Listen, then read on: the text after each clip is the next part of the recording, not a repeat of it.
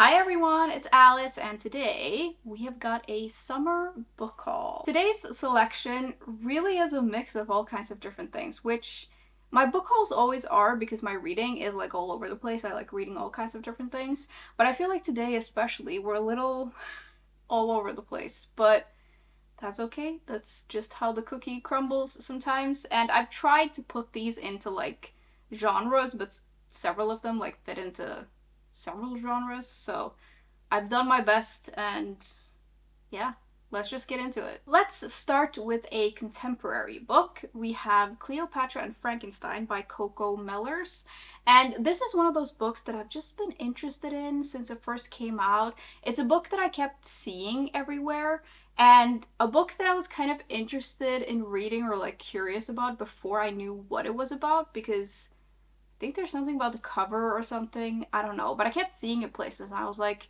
oh yeah, there's that book. I gotta check that out. This is literary fiction with a bit of romance to it. It follows a 24-year-old British woman who I think is a painter, and she moves from London to New York, and she really struggles to find her place there. And then just as her visa is about to expire, she meets this man who is 20 years older than her, and I think he offers to marry her and like pay for everything, and she can just like paint and be free, but I'm sure it's not as simple as that because it never is. And I guess the story is just about that.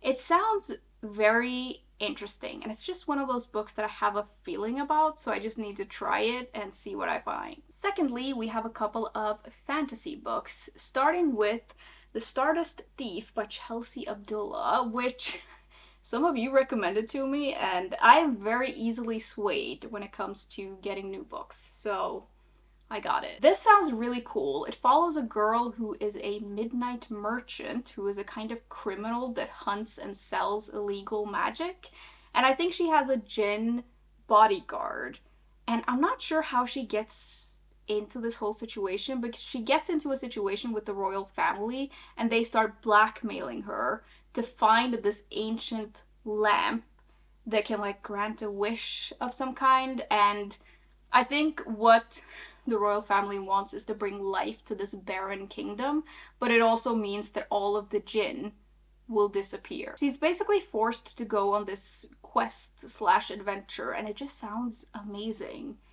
I am pretty sure this is inspired by 1001 Nights. I feel like I read that somewhere. And I'm just super excited to see this whole world and like the magic and this adventure. And it just sounds like it's gonna be a really atmospheric and magical read. And I'm super excited to try it out. Like, this is the kind of fantasy that I can usually get really into. The other one I got is Summer and Orcus by T. Kingfisher, which I got almost entirely just because I really like this author. I kind of want to read all of her books, so I wanted to add this to my collection. This one follows an 11-year-old girl who makes some sort of deal with Baba Yaga, and she ends up, I think, spending a summer in this place called Orcus, where like birds can talk, women can change shape, frogs grow on trees, or something. It sounds very whimsical and kind of like an adventure, and I just really like this author, so I want to read everything she's written. I definitely want to try and read this when it's summer, maybe this summer, although I have a long list of books I'd like to get to this summer, and it really is probably way too ambitious, but you know, we can always squeeze in a T. Kingfisher, I feel. Then we have a pretty big historical fiction section, starting with The Eight by Joanna Miller. This one just sounded really good to me. It's set in Oxford in the 1920s, where we follow the first 4 women to enroll at the University of Oxford. And I think the story is just about them. They sort of get thrown together because they're all women and they all live really close to each other, and they develop a sort of unlikely friendship with each other, and they have to battle through being the first women in this school, and there's still a lot of misogyny there, and everyone is still haunted by the ghosts of the Great War. And I think one of the women has some sort of terrible secret that she's carrying around as well, which I'm sure is going to be very interesting. I'm always looking for books about female friendship, and I do really like books set in the 1920s. and books that have an academic setting. So I feel like this might be the perfect book for me. I don't know why it's so difficult to find books about female friendship, but they are really difficult to find. So whenever I find one, I just immediately get it. Then we have some adventure with The Amalfi Curse by Sarah Penner. And I think there are some fantasy elements in here, but I'm not sure how that comes into play. But the story follows a nautical archaeologist who is exploring these shipwrecks by the Amalfi coast. And I think she's looking for treasure, but she's very specifically looking for these priceless gemstones that her father saw on his last dive. When she gets there, though, I think that suddenly there's a lot of extreme weather and there are all of these strange misfortunes, and people start wondering if it's natural or if there's something more sinister going on. And I think throughout this book she unearths this story about ancient sorcery, and so maybe there's some magic in there. I don't really know, but I love any kind of adventure book. I love any kind of like archaeology book, and it just sounds really cool. I've never read this kind of archaeology before though, like in the sea. So I think that will be super cool, and I love this cover as well. It's beautiful. Next, I have a book that I got from a friend. It's When the Emperor Was Divine by Julie Otsuka. And my friend said that this was a really interesting book that she thought I might like, so of course I'm gonna give it a go. It's about the Japanese internment camps. So it's set in the 1940s, and the story is about how these Japanese American people were forced into these camps, I think during the war, or maybe it was after the war.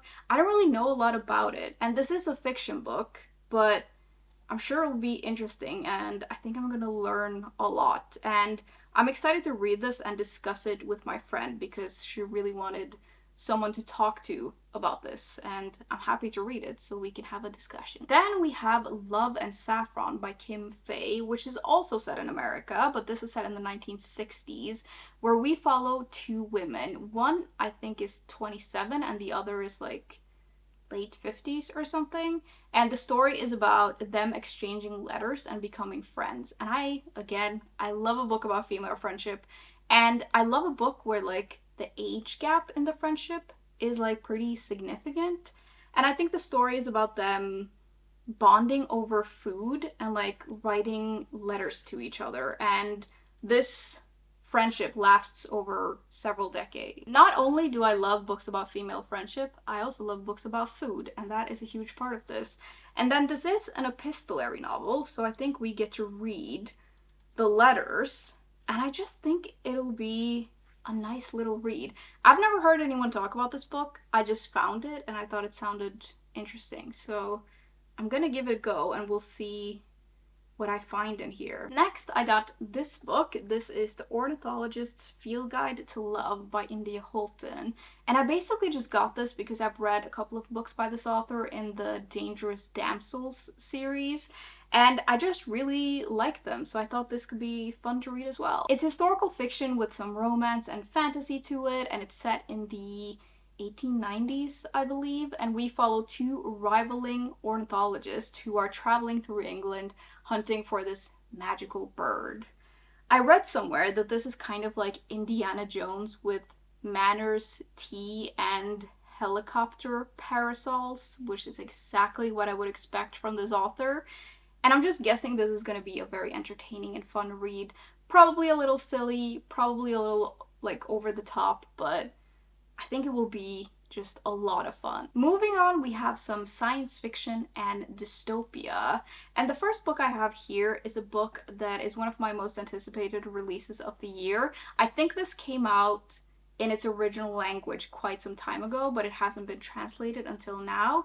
It's Vanishing World by Sayaka Murata. I've read quite a few books from this author now, so I'm guessing this is gonna be a little bit weird because her books are always weird, and it does sound pretty interesting. It's set in a future Japan, I think, where people live in sexless marriages, and sex is considered as taboo as incest, and so everyone is like brought to life by artificial insemination, which already is wild. But then I think our main character lives in this particular place where children are brought up communally and everyone is considered the children's mothers. And then I think men are starting to have babies by having artificial wombs. There's so much going on, and I don't know what it's gonna be like, but it will for sure be interesting. Whenever I read this author's books, I always end up thinking, like, what the hell is this? But in a really good way. Like, I always end up really thinking about her books a lot, and they really stick with me. And she has a lot of interesting concepts in her stories, so yeah. It'll be weird, I'm sure, but also thought-provoking. Then we have another translated one. It's Termush. Termush by Sven Holm, which just sounds very interesting. It's set in 1967, but in this 1967 is like a post-apocalyptic world, and this is set at this resort where all of these wealthy preppers reserved rooms before something called the disaster happened, and so they're all there living well. There are all of these like radioactive shelters and ambient music and lots of food and provisions, and they are all inside there having a good time, while outside all of this radioactive dust is like falling down, and I think everything is dying. Not all is as it seems in this resort though when we get a little bit into it, because I think at some point the management start like censoring the news and start like, I think disruptive guests start disappearing, and it's getting a little weird, and it just sounds very interesting. I guess this is a kind of classic at this point. It originally came out in the 1960s, and I just thought it sounded weird and kind of interesting. And I do love these kinds of post-apocalyptic dystopian books, so I thought I would give it a go. Another dystopian book I got is The Wall, which is a book that I've heard a lot of things about. I've heard kind of mixed things, but it just sounds very interesting, so I'm gonna try it out and see.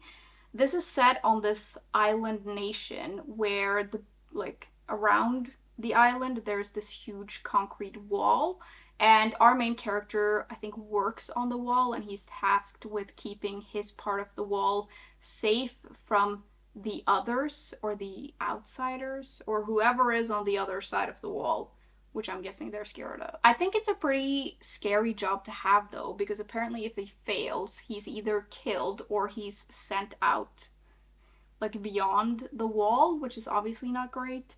And that's all I really know about this one. I think this has some climate change themes to it, which I'm always interested in. And it says on the back here, a 1984 for our times, which is high praise, and I don't know if it's gonna live up to that, but it will be an interesting read, I'm sure. Next, we have some mystery and horror, starting with this beautiful looking book. This is Necrology by Meg Ripley. I'm not gonna lie, the cover is really doing a lot for me with this one, and that's what caught my eye when I saw it. And then I looked into it, and I read on the back that it mentioned the Salem witch trials, and I was like, yeah, I want to read that. I think a part of this is set right after the Salem witch trials, when all of these women are made to sign contracts to like give away their magic in turn for their freedom. And then 200 years later or something, a headmistress at the school sprouts antlers, and that is like a sign of a violated contract or something. The sprouting of the antlers obviously causes some issues, and there's something about a curse, a trial, and a revolution. And I don't know what to expect from this. I just think it sounds very interesting, and definitely like it's gonna be a book on the weirder side, and I love me a weird book. Then I picked up Strange Pictures by Uketsu, and this just sounds a little bit different. It says that this is the kind of book where the reader needs to be the detective and needs to like interpret these 9 drawings that we get to see in this book, and I'm guessing there's some sort of overarching story that connects them all. I heard about this and I just thought it sounded interesting, and then I found this beautiful copy of this book, so I decided to just give it a go. I don't really want to look too much into this before I just start reading it, because I think maybe going in blind would be a good idea, but I have like flipped through it and there are quite a lot of like drawings and illustrations in here.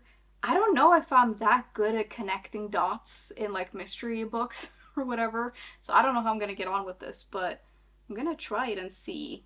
This cover is really good. Like it's really making me want to read it. It also says on the back here, the twists of a golden age whodunit, delightfully macabre and fiendishly clever. So if it's anything like that, I'm sure this is gonna be great. Then I have another book that I got from a friend actually, although it was a different friend. It's The Country Will Bring Us No Peace by Matthieu Simard. And I don't really know what to expect from this book. I think she gave it to me because she wanted to talk to someone about it, which I'm happy to read it so we can discuss. That's my favorite thing.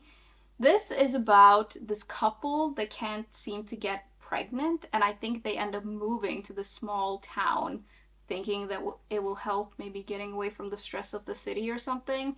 And then weird things start happening in this town. I think all of the birds disappear, and I don't really know. I think people start disappearing. I don't know what to expect from this, but I'm happy to give it a go. It's also translated from French, which I've had really good luck with French translations in the past few years. Although the French translations that I've read have been in totally different genres, so we'll see. But interested to read this. It's also quite short, so I should be able to read it quite quickly. I also picked up a copy of this book. This is The Four by Ellie Keel, which I've had on my radar for a while because apparently it has dark academia vibes, and you know I can never get enough of those kinds of books. This is set in the late 90s, I believe, and we follow 4 students at this super exclusive private school in the UK, and I think these 4 students are the only scholarship students in their class, and so they sort of band together because of that.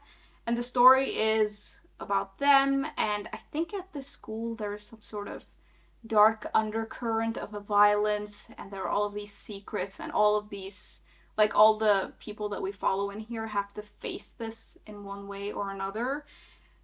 I don't know. I love anything with dark academia vibes. I love an academic setting. I love, like, reading books about groups of friends, and so I'm gonna give this a go. I know it's gotten very mixed reviews, but with these kinds of books, I very often enjoy them quite a lot more than other people seem to, so I think maybe I will like it. Lastly, I have 2 nonfiction books. We have Why Fish Don't Exist by Lulu Miller. And I got this because, what do you mean fish don't exist? Like, what? To be honest, I'm not totally sure what this is about because I feel like I'm not fully grasping it, but it is a memoir, and so it's the story of the author, but it's also the story of this scientist who spent his life cataloging fish, and his work kept being ruined by all of these like natural disasters and stuff. And I think the story is about the author being really depressed and becoming super obsessed with this scientist. I'm not totally sure, but it sounds very interesting. I love memoirs that are part memoir and part like something else weird that I don't know anything about. So I think that combination could really work for me. And I just saw this book and the title, and I just immediately wanted to read it. So I'm gonna try it out. I also really like this cover. Like, it's a really good nonfiction cover. And I wonder if I'm gonna learn a lot about fish in here, which I don't know that much about. It's also illustrated. That's super cool as well. Yeah, I think I'm gonna love this book. It's just a feeling, but I think I'm gonna love it. Then lastly, I have this super tiny little slip of a thing. This is All the Violet Tiaras by Jean Menzies. And I got this just because I know who the author is, and this is about like Greek myths and queerness, which I thought could be interesting to read about. It explores the Greek myths, queerness, gender, all of those kinds of things, and I'm really interested in reading about that.